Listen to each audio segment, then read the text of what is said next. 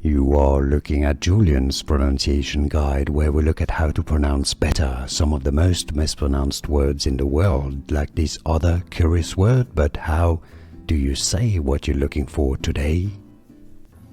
We are looking at how to pronounce these names, as well as how to say more interesting but often confusing names from Norse mythology, so make sure to stay tuned to the channel.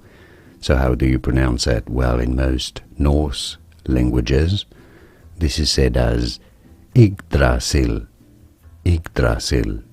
Now, in some regions and accents or languages variants, it is sometimes said also as Yggdrasil, Yggdrasil.